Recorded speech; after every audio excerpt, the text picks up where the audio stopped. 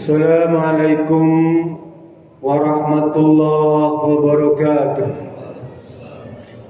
Bismillah, alhamdulillah, wassalatu ala rasulillah, wala hawla wala quwwata illa billah. Di dalam sebuah hadis yang diriwayatkan oleh Abu Hurairah radhiyallahu anhu, qala Nabi sallallahu alaihi wasallam, afdalul Qur'ani ala sairil kalami kafdalur rahmani ala sairi khalqihi, atau kama qala, hadis sahih riwayat Imam Al-Baihaqi. Kata Rasulullah SAW, keutamaan Al-Quran dibandingkan dengan seluruh kata, perkataan, ucapan, kalimat yang ada di muka bumi ini, ya, itu seumpama atau laksana seperti keutamaan Allah Subhanahu wa Ta'ala dibandingkan dengan seluruh makhluk ciptaannya tuh. Kita bisa bayangkan bagaimana kedudukan Allah itu di antara ciptaannya. Kan selain Allah itu pasti makhluk, ya. Selain Allah itu pasti makhluk.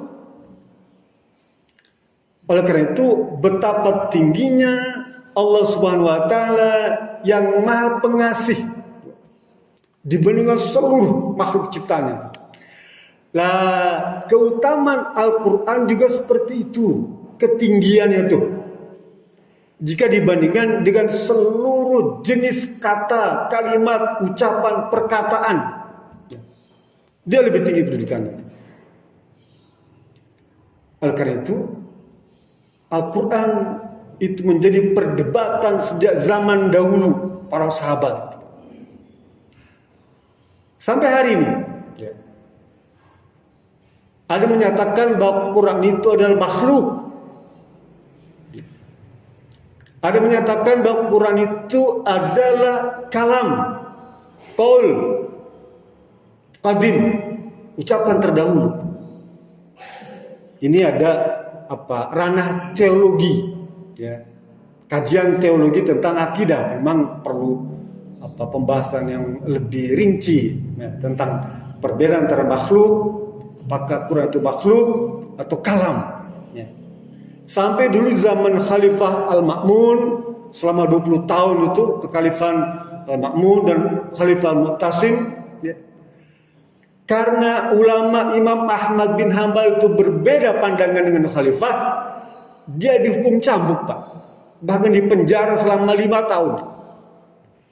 Gara-gara Imam Ahmad tidak mengakui bahwa Al-Quran itu adalah makhluk. Tapi sekarang kita lebih mudah, Bang, ikut aliran ini, Pak. Perbedaan di dalam pandangan Al-Quran ini. Saya memilih Imam An-Nawawi. Dia lebih mudah. Kata dia, Quran itu bendanya itu adalah memang makhluk. Yang terbuat dari kertas tuh, ya, itu makhluk, Pak. Nih, numpuk sini semua itu makhluk, Pak. Makhluk. Benda mati, ya, makhluk. Tetapi isi kalimatnya itu ada perbedaan pendapat. Ada menyatakan lafadznya makhluk, tapi maknanya, substansinya adalah kalam. Nah, di situ perbedaannya. Oke, bagi kita tidak perlu tahu tentang itulah. Itu ranah teologi pembahasannya. Yang penting, sebentar lagi bulan Ramadan, kita bisa belajar bagaimana para ulama terdahulu mengisi bulan Ramadan itu kaitannya dengan Al-Quran. Al-Imam Ibn Abdul Hakam, dia seorang ulama besar, punya murid banyak, mengaji. Setiap kali memasuki bulan Ramadan, pengajiannya dihentikan, Pak. Ngaji kitab-kitab dia stop. Berubah apa? mengkaji Al-Quran, baca Quran, tadarus dan menerjemahkannya serta menafsirkannya. Itu saja. Selama Ramadan itu. Imam Abdul Hakam. Imam Sufyan As-Tsauri, dia orang hebat, Pak. Dia salah satu mazhab yang kelima, Pak. Keenam lah mungkin setelah Ja'far Siddiq ya. Dia sering melaksanakan ibadah sunnah, Pak, di luar Ramadan. Tetapi selama bulan Ramadan, ibadah sunnah yang dia sering lakukan itu dia hentikan, Pak. Berpindah dengan membaca Al-Quran 1 bulan penuh.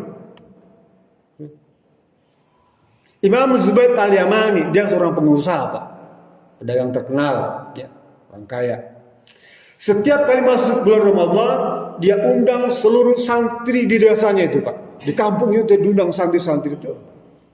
Dan disiapkan segala macam sarananya khusus untuk membaca Quran.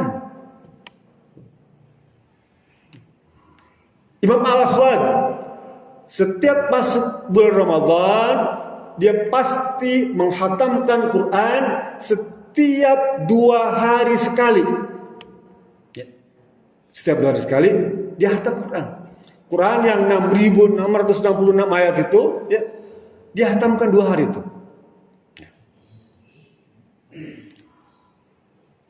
Imam Qatadah, setiap kali bulan Ramadan dia hatamkan Quran setiap 3 hari sekali. Hatam Quran. Setiap 3 hari sekali hatam Quran. Imam Asy-Syafi'i, ya, yang banyak pengikutnya itu, dia hatamkan Quran berapa kali kira-kira sebelum Ramadan? 1 bulan Ramadan dia hatamkan 60 kali. Luar biasa. Jadi 1 hari 2 kali hatam.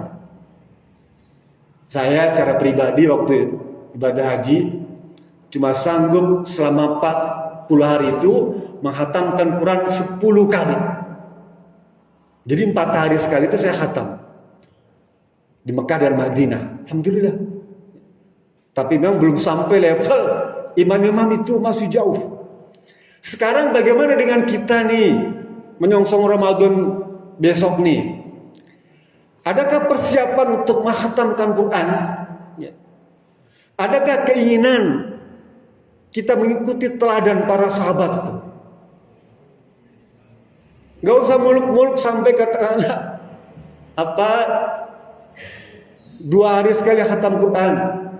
Kalau kita bisa hatamkan 1 bulan itu sekali saja udah prestasi, Pak. Tahun ini nih saya punya niat, punya rencana pengen hatam Quran selama sebulan itu sekali saja. Udah hebat, Pak.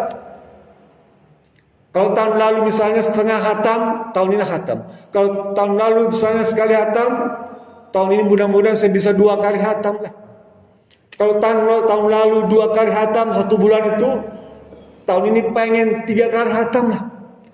Jadi kalau misalnya sama dengan tahun lalu Ramadan ini, Pak, ya, kayak biasa-biasa kayak tahun lalu lah Ramadannya, itu kata Rasulullah SAW dia termasuk orang yang rugi, Pak. Kalau sama seperti tahun lalu Ramadan ini, kegiatan Ramadan tahun ini, itu kita rugi, Pak. Apalagi sampai misalnya menurun kualitas ibadah kita Ramadan tahun ini, itu kata Rasul bilang kamu celaka. Yang bagus bagaimana? Harus ada peningkatan tuh. Ramadan tahun ini ibadah kita, amal soleh kita, amal baik kita harus ada peningkatan. Bos 1 lembar Quran, ya, 1 juz tambahannya, 1 surat. Istimewa Pak Quran, Pak. Al-Quran diturunkan selama 22 tahun, 2 bulan, 22 hari. Kira-kira angka itu istimewa nggak, Pak? Istimewa. Selama di Madinah itu diturunkan 28 surat. Kira-kira berapa, Pak? 9 tahun, 9 bulan, 9 hari, Pak. Ayat Quran itu diturunkan 28 ayat selama periode Madinah itu. Kira-kira kebetulan apa enggak angka-angka itu, Pak? Enggak kebetulan, Pak. Itu angka-angka istimewa. Angka-angka istimewa. Dia tidak kebetulan. Kalau tidak direncanakan gak mungkin tepat, Pak. 9 tahun, 9 bulan, 9 hari. 22 tahun, 2 bulan, 22 hari. Itu agak istimewa. Artinya apa? Betapa Al-Quran memiliki keistimewaan yang luar biasa. Bapak tidak percaya? Buktikan sendiri bagaimana sensasi kalau kita khatam Quran selama Ramadan itu. Dia ada sensasinya, Pak. Ya. Sensasi yang bisa dirasakan oleh diri kita sendiri. Kita nih, Pak, hidup nih perlu ada semacam keajaiban yang terjadi pada diri kita. Lah, untuk mendapatkan keajaiban dalam hidup itu, ya, di bulan Ramadan lah waktunya. Bapak bisa rasakan bagaimana sensasi keajaiban kalau Bapak khatam Quran selama bulan Ramadan. Lebih dari 1 kali. Itu istimewa. Mudah-mudahan ini menjadi sebuah ilmu, ya, yang bisa kita mudah untuk memahaminya dan mempraktekannya, dan bisa mendorong, menyemangati kita agar ibadah Ramadan tahun ini lebih meningkat lagi. Itu saja. Bila bisa belilah.